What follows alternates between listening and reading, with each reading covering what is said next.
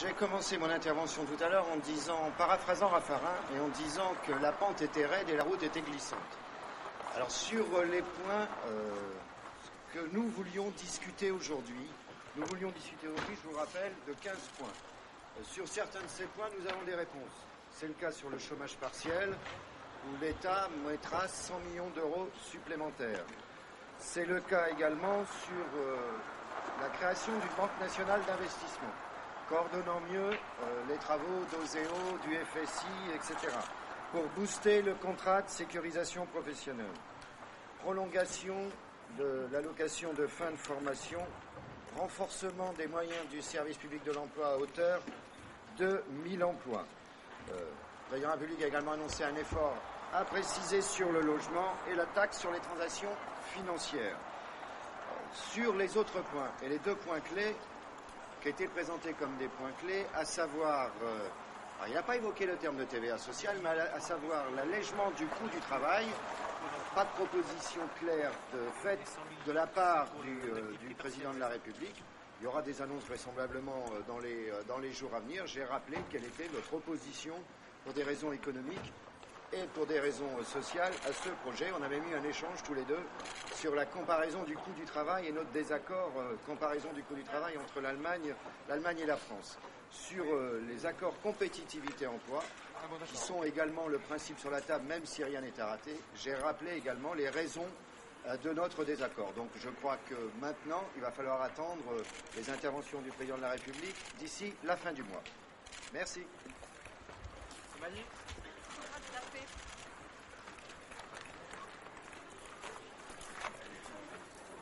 Bonjour, quelques mots pour commenter. Moi, je ne vais pas perdre mon temps à reprendre différentes mesures qui, de notre point de vue, n'auront pas d'impact véritable sur la situation de l'emploi aujourd'hui. Le constat est unanime autour de la table, pourtant. La situation de l'emploi se dégrade dans notre pays. Toute la question est de savoir quel diagnostic l'on fait sur les raisons qui expliquent cette situation de dégradation de l'emploi. Nous avons dit combien, pour ce qui nous concerne, des décisions du gouvernement, du chef de l'État précédentes avaient pu contribuer à cette situation de dégradation. Heures supplémentaires, aide publique, sans vérification, sans contrepartie. Là où nous aboutissons en quelque sorte à un constat de désaccord, c'est sur cette idée, confirmée aujourd'hui pendant plusieurs heures, que la véritable cause du chômage, c'est le coût du travail trop élevé dans notre pays. Nous sommes fondamentalement en désaccord sur cette approche qui est défendue par des organisations patronales, qui est reprise à plusieurs reprises par le président de la République, qui n'a pas souhaité, pour cause, pousser davantage sur deux sujets qui, pour nous, sont structurants, l'avenir de la législation sur le temps de travail, ce qu'on appelle les accords de compétitivité, et les modifications de base de financement de la sécurité sociale, mais nous avons bien compris, nous avons bien entendu que pour le chef de l'État, même à l'issue de cette réunion, il considérait que le coût du travail trop élevé pour les entreprises expliquait une grande partie de la situation de l'emploi. Encore une fois, c'est un constat que nous récusons. Nous aimerions bien que l'on regarde la part du sous-investissement des entreprises, la part accaparée par les actionnaires. Et nous contestons le fait que dans un pays où un salarié sur deux ne gagne pas 1 500 €, où le niveau des pensions est autour de 1 000 €, ce soit les salariés qui soient considérés comme trop coûteux, expliquant le niveau du chômage. Donc il va falloir rester mobilisé dans cette séquence, puisqu'il n'y a pas d'annonce plus précise à ce stade dans les premiers jours, et nous devrons faire comme les autres Français sans doute, attendre le discours d'un président de la République, peut-être par la télévision, pour découvrir quels seront ces arbitrages. Donc moi j'en appelle à la poursuite d'une mobilisation pour faire en sorte que des éléments importants du droit social français ne soient pas mis au pilori au compte d'une culpabilisation sur le coût du travail dans notre pays. Merci. La CFDT avait demandé ce sommet social depuis 5 mois parce que nous voulions anticiper sur la situation de l'aggravation de la situation économique et du chômage. Ce sommet social s'est tenu avec 5 mois de retard, donc avec une impossibilité de mettre en œuvre cette anticipation. Nous avons obtenu, comme c'était prévu, quelques mesures utiles pour accompagner les salariés et les entreprises en difficulté, par exemple sur le chômage partiel, mais aussi un renforcement limité des moyens à Pôle emploi. Ces mesures, la CFDT les prend, les utilisera, même si elles ne vont pas aussi loin que ce que nous avions souhaité.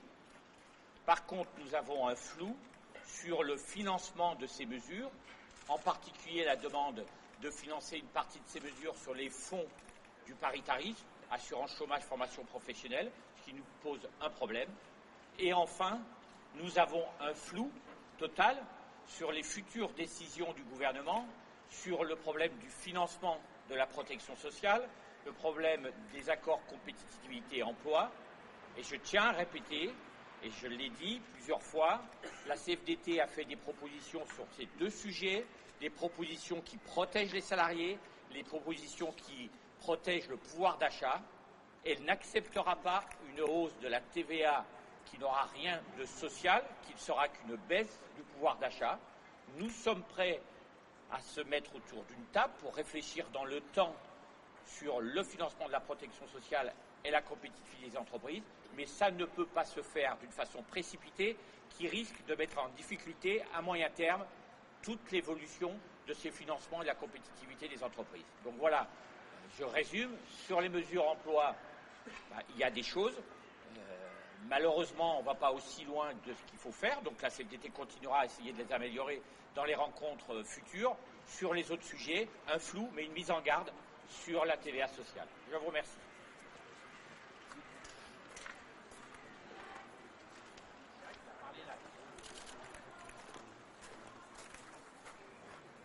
Bien, mesdames, messieurs, pour la CFE-CGC, nous sortons de cette réunion avec un sentiment partagé. Si nous sommes satisfaits de voir qu'il y a une volonté véritable de mettre tout en œuvre pour éviter que le chômage poursuive son ascension, nous avons d'ailleurs évoqué un certain nombre de cas concrets, y compris en matière de logement. Et je citais au président de la République le cas du permis de conduire, qui est un élément important pour décrocher un emploi.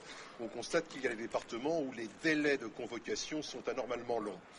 Mais sur le dossier des accords de compétitivité, nous avons noté une demande insistante du patronat, mais en aucun cas nous sommes entrés dans le vif du débat pour savoir si c'était possible, souhaitable, si on en avait les moyens, si la qualité du dialogue social en France le permet. C'est à noter. Mais surtout, ce qui nous semble plus préoccupant, c'est sur l'allègement du coût du travail et le financement de la protection sociale. Nous sortons de cette réunion alors que nous avons réexpliqué ce que demande la CFE-CGC pour le financement de l'assurance maladie et de notre protection sociale. Nous avons l'impression que nous nous orientons vers une décision dans 10 jours qui sera purement et simplement droit fait aux demandes patronales concernant l'élimination des cotisations portant sur la famille, et on ne touchera à rien par ailleurs. C'est pas forcément ce qui nous semble aller dans le sens de la prise en compte des propositions et des demandes de tout le monde. Je vous remercie. Nous avons eu une réunion très riche, très diverse, beaucoup de sujets abordés, avec une ligne directrice très claire, la compétitivité de notre pays. Et au fond, il était tout à fait intéressant d'observer que tout le monde partageait le diagnostic d'un affaiblissement de notre compétitivité. Chacun avait néanmoins des nuances à émettre. Certains insistaient sur la compétitivité hors prix, d'autres sur la compétitivité prix. Mais il y avait bien un point de départ commun. À partir de là, Il y a eu deux orientations. La discussion sur des mesures immédiates, d'urgence, parce que la situation dans certains secteurs, pour certaines tailles d'entreprises, est fragile. Et puis il y a eu aussi un débat sur des réformes plus structurelles, mais toujours liées à la compétitivité. Sur les mesures d'urgence, il y a sans aucun doute un consensus sur l'activité partielle. On peut faire mieux, plus simple, et donc plus accessible, notamment pour les PME et les ETI. Il y a aussi un consensus pour aborder la question de l'emploi d'une manière un petit peu différente de ce qui a été fait jusqu'à présent. Il s'agit de partir des besoins de l'entreprise pour ensuite repérer celui qui est au chômage et qui peut soit parfaitement convenir à ses besoins, soit qui a besoin d'être formé pour satisfaire l'offre de l'entreprise. Et de ce point de vue-là, nous, MEDEF, avec nos plus grandes branches professionnelles, nous avons dit au président de la République que nous étions prêts à nous engager sur un objectif de 60 000 personnes embauchées au cours de l'année 2012 via le dispositif de préparation opérationnelle à l'emploi. Et puis nous avons insisté aussi sur la nécessité de mettre en œuvre rapidement les accords jeunes que nous avons signés avec les organisations syndicales récemment. Dans l'urgence, dans les mesures qu'il convient de vraiment peaufiner rapidement pour faciliter les ajustements, nous mettons également les accords de compétitivité emploi. Nous considérons qu'il y a eu déjà beaucoup de débats sur le sujet, que faciliter l'ajustement des paramètres durée du travail, masse salariale et conservation de l'emploi dans l'entreprise, faciliter l'ajustement de ces paramètres, c'est quelque chose qui serait extraordinairement favorable à la survie d'entreprises qui aujourd'hui sont fragilisées et forcément favorable à l'emploi. Nous avons dit que nous étions prêts à envisager des pactes pour avoir une approche gagnante-gagnante. Même si certains des aspects de ce dossier méritent aussi d'être approfondis dans le cadre des négociations que nous menons actuellement avec les organisations syndicales. Toujours dans l'urgence, il faut sans arrêt se poser la question de la trésorerie des entreprises et des fonds propres des entreprises. Sur la trésorerie des entreprises, nous avons renouvelé la demande que nous formulons depuis un certain temps, que le privilège du Trésor ne soit pas maintenu et que ainsi il puisse y avoir des souplesses nouvelles dans les discussions entre les entreprises et les banques. Le président de la République nous a recommandé et incité à rencontrer la ministre du Budget, Valérie Pécresse, sur ce sujet, ce que nous allons faire bien sûr très vite.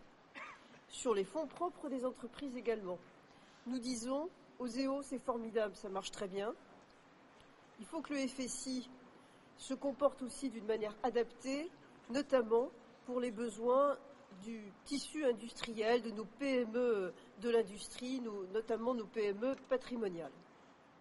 Et puis, au-delà de ça, de ces mesures d'urgence, de ces engagements que nous formulons, notamment sur les préparations opérationnelles à l'emploi, nous avons bien sûr discuté du financement de la protection sociale. Nous avons dit que la charge qui pèse sur la production, sur le travail, est aujourd'hui pénalisante pour tout le monde, pour nos entreprises, pour leur développement, pour leur rentabilité, pour leur capacité à investir et à innover, pour les salariés également. Et il convient de se demander comment faire glisser une partie de cette charge vers d'autres assiettes.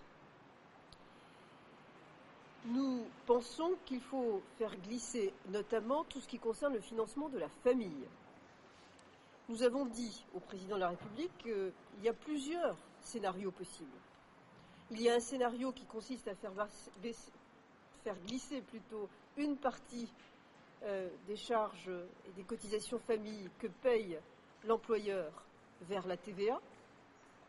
On peut aussi imaginer un scénario qui ferait baisser à la fois les cotisations employeurs et salariés. Le président a dit que ce n'était pas la solution qu'il privilégiait, mais il a dit que les discussions étaient ouvertes et que d'ailleurs d'autres consultations allaient suivre sur ce sujet-là. Nous avons dit tout simplement que, au fond, ce qui est important, c'est qu'aujourd'hui, un mouvement semble engagé. Un débat qui avait l'air d'être tabou est clairement posé publiquement et une direction nouvelle est prise. Ça, en soi, c'est déjà vraiment une formidable nouvelle pour la compétitivité de nos entreprises et de notre pays. Comprenez bien que nous avons parlé de la compétitivité à l'intérieur de l'Union européenne et notamment de la zone euro. C'est là qu'il y a des enjeux que nous pourrions corriger finalement assez rapidement. C'est à portée de notre main. Voilà l'essentiel de ce qui a été dit. Un mot aussi sur la taxe sur les transactions financières qui a été évoquée, bien sûr, par le président de la République. Nous avons répété que si une telle taxe était européenne, nous ne pouvions y être que favorables. C'est un principe que nous comprenons. Et nous avons bien vu avec quel leadership le président de la République avait déjà fait bouger les lignes sur le sujet, puisque en quelques jours, la chancelière Merkel a apporté son soutien et le Premier ministre espagnol. Et au fond, surtout, ce que nous avons dit, c'est que ce sujet renvoyait à un autre sujet qui est très important pour nous, qui est le financement de l'économie. Ce qui nous préoccupe, nous, représentants des entreprises et chefs d'entreprise nous-mêmes, c'est l'accès aux capitaux, l'accès aux fonds propres pour financer nos développements, pour financer l'économie réelle. Et qu'il y ait un débat sur la taxe sur les transactions financières qui permette ainsi de réfléchir et de trouver de meilleures solutions pour financer l'économie réelle, c'est quelque chose qui finalement nous convient bien. Voilà, je pense que je vous ai fait un résumé, une synthèse d'une réunion qui était vraiment excellente. Merci à tous, bonne journée.